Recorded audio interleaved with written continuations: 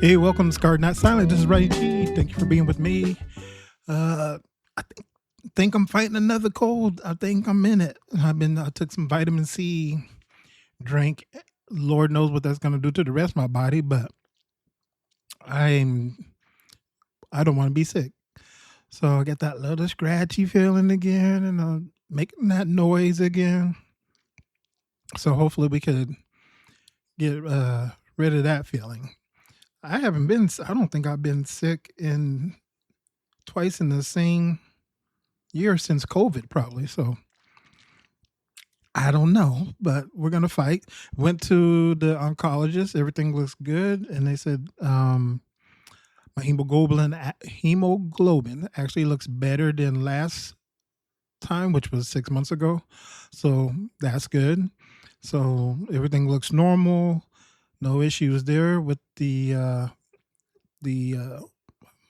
cancer cells. I don't know, a little lower or not. It's actually kind of weird because it was actually I think she's a PA, and I didn't see the doctor.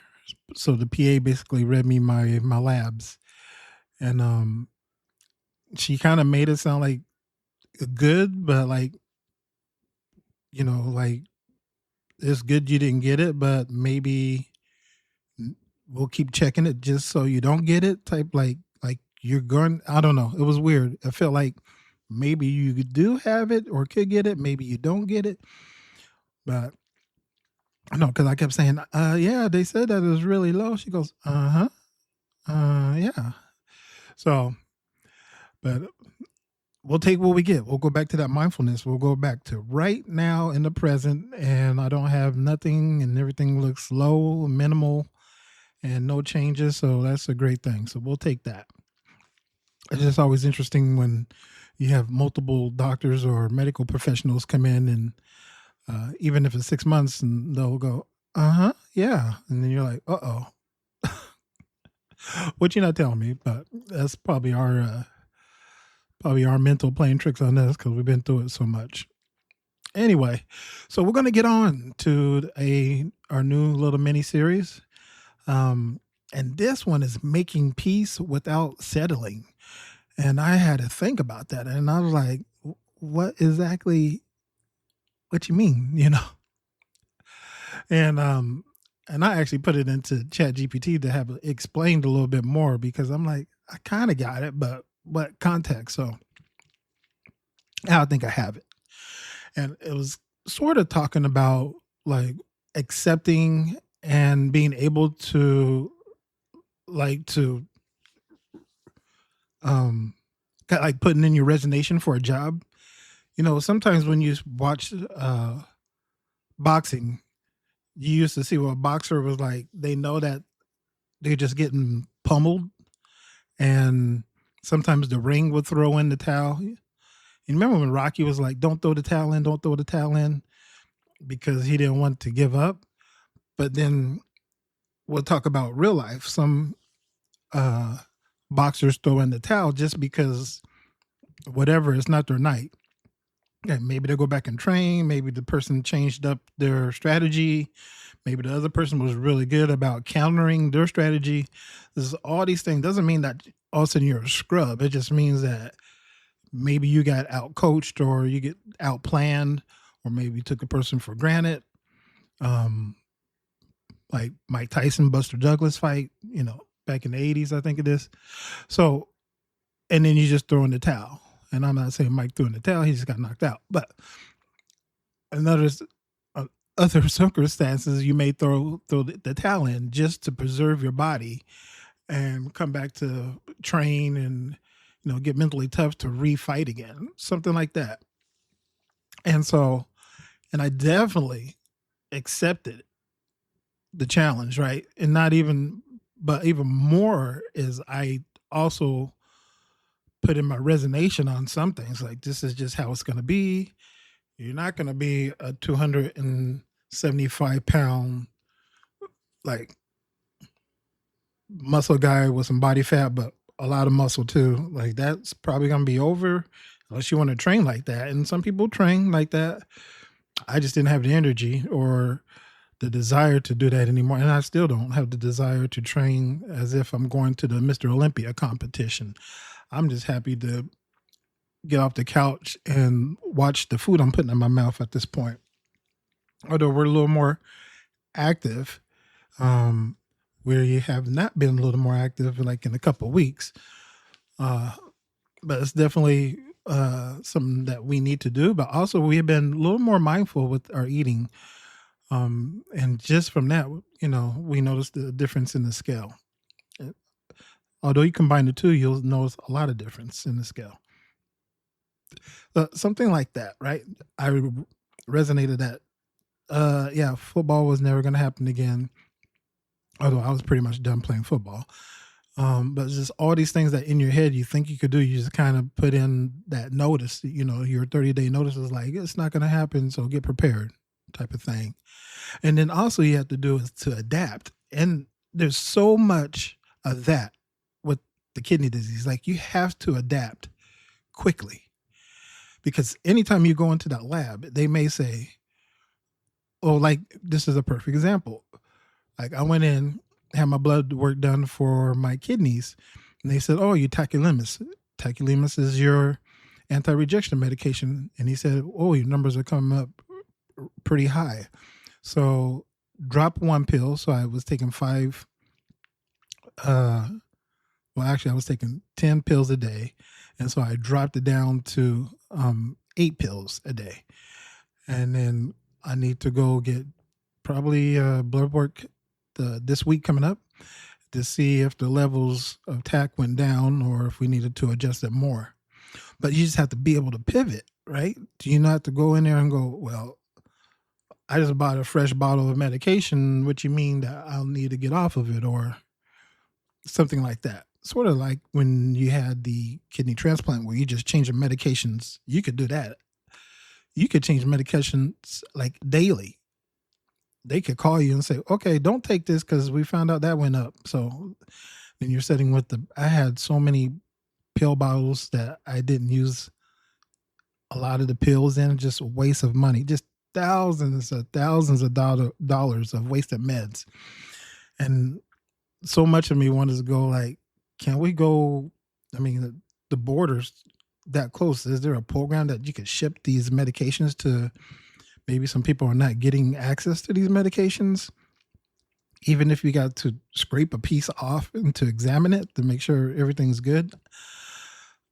It just seemed like there could be something policy-wise to help alleviate the waste of medications. And most people, what they're going to do with their medications, where are you going to take it to? They have drop-off centers. Usually your CVS, Walgreens used to have a container that you could take your old medications to if you're not using them. That's to help prevent, like, the 1970s way of doing things is to just take your pill bottles and dump them in the toilet. And then all your fish in the water is like they have bad immune systems now because because we keep dumping our immune suppressant medications in there. So the poor fish is like, I can't fight the ick, Anyway, the bacteria. I can't fight the bacteria. I'm a little nerdy. So, and I guess it makes fish talk too. So don't put your antibiotics down there, or your anti-rejection medications, or your antibiotics down the drain. Okay. So yeah, you definitely have to learn to adapt really quick on your feet. And some instances, I think you have to be able to shuffle like the possibilities of defeat, meaning you may have to go back on dialysis, or you can't get on dialysis. For me, I was kind of like, I will not get on dialysis probably this year or next year or whenever. So in a way, it's kind of defeatist attitude, but it's hard to see the light at the end of the tunnel when you're not making the weight or whatever's preventing you, or sometimes it's just your health in general prevents you from going to the next step. That doesn't mean you give up, but it is a shocker, right? And then just the maturity that it takes to have to deal with, disease. So a lot of times those commercials comes on when I'm watching TV, and they usually come on because I watch Court TV a lot, and they show the little kids with one of the organizations, and they're fighting cancer, and their hair is gone, and the parents are there, and they're cuddling the kids, right? And then you see the little kids, and they're continuing to do their treatments, and they have tubes in them, and they get up and walk, and they're smiling, and they're playing with their toys, and then they have the bad days. But I thought about, like, how resilient are these kids? And not just resilient, right? Like, part of them had to mature up a little bit. Like, there can't be a 5-year-old, and like, you have to mature up. You have to know not to pull the tubes, or this is going to happen. That's like maturity for a kid. So it's definitely like something that an adult could learn too, the maturity, and not give up. They don't give up. The kids keep fighting, and they play, and they laugh, and it's in many ways kind of amazing what the kids will do when we sit and we sulk. The kids play. It's amazing. So just something like that. So that's it. That's kind of like the thought of, like, making peace without settling. Like, you could understand, like, the battle that you're going to go through, but you don't have to settle and say, I give up.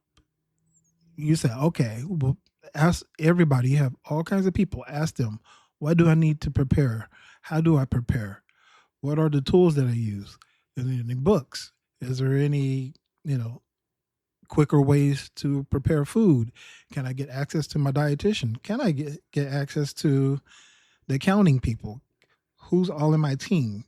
I mean, you have to ask a lot of questions to get a lot of answers, but then you get a lot of results that way too. So just something to think about: making peace without yourself. Well, make your peace without settling, not without yourself. You need yourself, but making peace without settling. And I think that's not just with people with kidney disease or any disease or transplant or what may be. I think that's just life in general, is how can you make peace without settling? And sometimes if you settle, you could see it on the people's faces where they're like, this is the best case scenario right now. I'm just in it, and that could be relationships, that could be housing, jobs, whatever it may be. I'm just too tired right now. I just need to just ride it out for a bit, and hope I'm able to change the course. And not hope, because hope, usually I find hope has not changed a whole lot for me. So got to put action into hope, I guess, would be my answer to that. All right. I appreciate you being here. Scarred Not Silent, Rodney G. You can find all these shows. I haven't said it in a while, so now I'm scared like I'm going to forget it. But you can find all the shows on www.Scarred Not Silent. I feel like I said Scared Not Silent. My mind's like racing. Like, I've been doing clothes for like the last 2 days or so, getting everything put into the system. But anyway, I'm getting sidetracked. www.scarrednotsilent.com. That's where you can find all the shows. All the shows are also on the major platforms, Spotify, iHeartRadio, Apple, all the major ones. And I think that's it. And yeah, I think that's it. And I think if you wake up, you have a purpose. Bye.